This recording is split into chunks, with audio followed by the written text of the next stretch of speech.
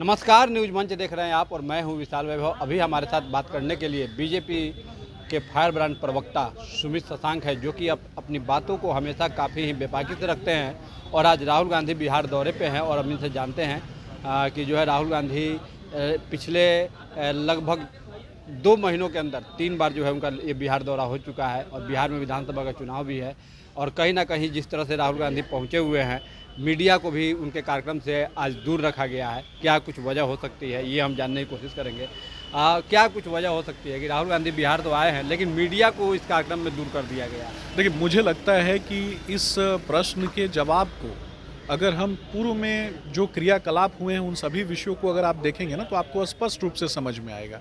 पहले कांग्रेस के प्रदेश अध्यक्ष का हटाया जाना, जिनका लालू परिवार का करीबी होना, और उसके बाद कृष्णा अल्लावरू को प्रभारी बना के भेजना, फिर राहुल गांधी के नेतृत्व पर प्रश्न खड़े करना, और राहुल गांधी के द्वारा जो राजद के मुखिया लालू यादव के बेटे के नेतृत्व पर प्रश्न खड़े करना, तो ये कहीं ना कहीं विरोधाभास की जो स्थिति है। और उसके बाद देश के पटल पे वह बोध संशोधन अधिनियम का पारित होना और कांग्रेस के जिला अध्यक्षों की बैठक दिल्ली में होना, जहां आपने देखा कि किस तरीके से फेक नैरेटिव प्रोपोगेंडा वार की तैयारी कांग्रेस अपने जिला अध्यक्षों के माध्यम से कर रही है, उसी का पार्ट 2 जो है वो बिहार में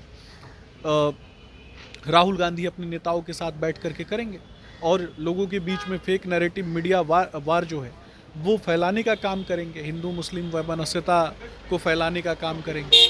और बिहार का जो महत्वपूर्ण मुद्दे हैं, उन मुद्दों को कहीं ना कहीं उनसे ध्यान भटका करके सामाजिक उन्माद फैलाने वाली जो बातें हैं, fake narrative propaganda, fake narrative media war और दूसरे के किए गए कार्यों को क्रेडिट चोरी कर लेने वाली जो स्थिति है, उसी पर ये फोकस करेंगे। राहुल गांधी तो पहले भी कभी आते नहीं थे बिहार में, लेकिन आज देखिए लगातार उनका आगमन हो रहा है, इस पर कोई प्रश्न नहीं खड़ा करे। वही बता रहा हूँ ना, इससे पहले जब कभी भी उनका तो आगमन होता ही नहीं था। एक बार आगमन भी हुआ तो आपने देखा कि किस तरीके से लालू जी के घर पे आगमन हुआ था, गाय भैंस देखने के लिए पहुंचे थे वो।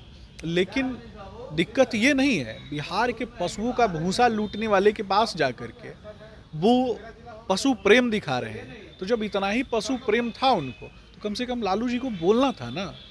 उनकी उम्र भी तो अच्छी खासी हो गई है, तो बोलना था कि क्यों बिहार के पशुओं का भूसा लूट लिया, बिहार के लोगों को पलायन करने पर क्यों मजबूर कर दिया। और उसके बाद कुछ लोग पलायन यात्रा भी कर रहे थे, तो जिनका खुद ही बचपन में पलायन हो गया, वो पलायन रोको यात्रा कर रहे हैं।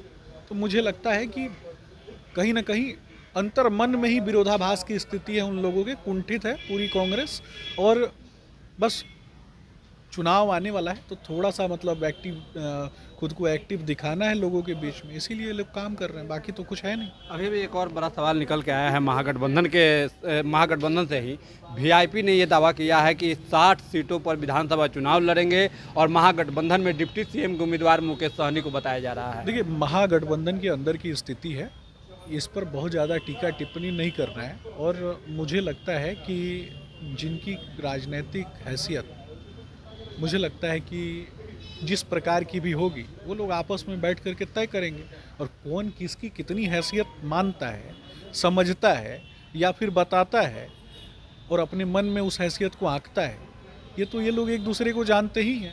ये दोनों दलों के लोग और ये जितने भी इंडी गठबंधन के लोग हैं, हाथ में खंजर लेके घूमते रहते हैं और साथ में बैठ के मछली खाते रहते हैं। और जैसे ही मौका मिलता है, कभी खंजर तो कभी उसी मछली का हड्डी एक दूसरे के पीठ में भोंकने का काम कर देता है।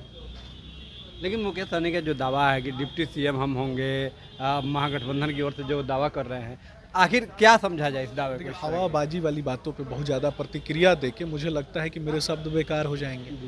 हवाबाजी वाली बातें क्यों करना, बिहार के विकास पे चर्चा करना है। बिहार का जो कंस्ट्रक्टिव तरीके से आदरणीय मुख्यमंत्री नीतीश कुमार जी ने जो काम किया है, और वह बोर्ड जैसा इतना बड़ा पसमानदा गरीब मुसलमानों को आज़ादी दिलाने का जो काम हुआ, उस पर चर्चा होनी चाहिए। उससे भटकाने के लिए सारी बातें हो रही हैं कि कौन बनेगा इनका उम्मीदवार, कौन बनेगा इनका नेता, जब लाना ही 10, 12, 20, 25 सीट है, उससे ज़्यादा तो आने वाला है नहीं इन लोगों को। बिहार की जनता समझ चुकी है, युवा समझ चुके हैं। बिहार के युवा जो हैं वो लाठी लेके इंतजार कर रहे हैं इन लोगों तो 10-12 सीट ही आएगा। का। उस वो भी आ जाए ना तो मुझे लगता है कि बहुत बड़ी बात है इन लोगों को। वो तो कहते हैं कि आपको 25 सीटों के अंदर समेट देंगे। मुसलमानों का वोट तो इनसे खिसक ही चुका है। रही बात यादव समाज के लोगों की, तो यादव परिवार के लोगों ने भी देख लिया कि उनका अधिकार, रैली में जाएं वो, नारे लगाएं वो, और उनका अधिकार छीन के हरियाणा के किसी व्यक्ति को दे दिया जाए और उनको प्रवक्ता बना के बैठा दिया जाए ताकि वो बयान देते रहें। ये नहीं चलता है ना। कहीं ना कहीं समाज के पढ़े लिखे बच्चों को भी, समाज के पढ़े लिखे युवाओं को भी, जो तेजस्वी यादव से ज़्यादा क्षमतावान है, उनको भी विधायक, सांसद, मंत्री बनने का मौका मिलना चाहिए। तो इन लोगों को समस्या क्या है कि पढ़ा लिखा व्यक्ति अगर कोई आ जाएगा तो तेजस्वी यादव की बात मानेगा नहीं, और नहीं मानेगा तो कम से कम वो जाहिलों की जमात का होगा, तभी तो इनकी बात मानेगा।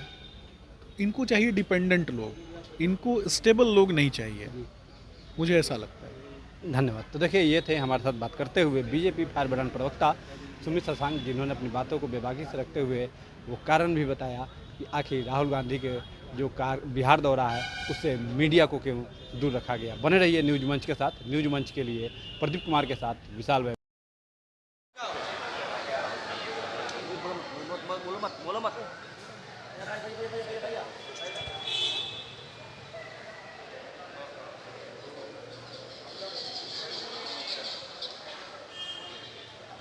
क्या?